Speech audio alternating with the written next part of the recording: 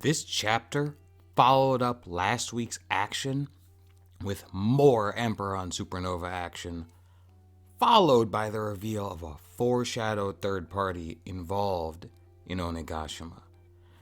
Now this video is my review and thoughts on One Piece Chapter 1003, titled Night on the Board.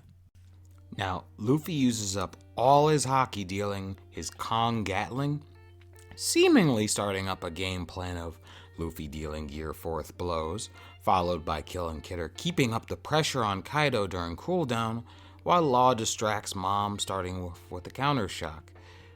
But Kaido has different plans as he's finally gotten considerably more serious, starting up a vortex and swallowing Luffy whole? Now luckily Zoro does finally get a hit on Kaido, not making us wait for chapters on end to see if the blade can cut Kaido in his hands. It does, and it does. But he frees Luffy, but, I said but like 5 times. Kaido also makes the, connection of the dots, recognizing Enma as Odin's sword. And as for that reveal I mentioned in the intro, we finally get clarification on the CP0 agents and their whereabouts after their meeting with Orochi back in Act 1. Now, before his beheading, or before he even had any inkling that there was going to be any fallout between him and Kaido, he actually invited CP0 to the banquet. That also included 2 of the 4 emperors.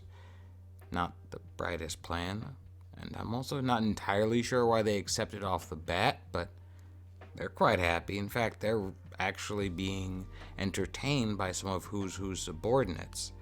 And thanks to this, we actually get full clarification of all the casualties on both ends of the forces combined, and a little bit of a foreboding that CP0 will most definitely be making a move after the dust has settled. And they also mention that the officers of Kaido's crew are key players regardless of whether Kaido falls down or not. And that is kind of foreboding, but that's also Oda telling us that we will be getting focus on those fights in some fashion, and we do get to see tiny little glimpses of each of the characters involved, or at least most of them. And while we don't learn anything new from most of these panels, we do at least see Usopp mostly revived from his literal butting of heads with ulti, so he's definitely at least got enough energy in to go another round or 2. But that last big reveal of the chapter is the silhouette of Kaido's hybrid form of the Fish Fruit model Seryu. Now, we don't get to see it, aside from a close-up of his left hand covered in scales, which is still pretty baller. And since we have no break next week, we should get to see it, barring a shift of focus to the officer fights, which would still be welcome in its own right, obviously. And regarding Kaido's Devil Fruit, the name was actually revealed in the SBS of the recent volume that was just released in Japan, and personally I will be diving into that as its own video, so definitely tune in for that.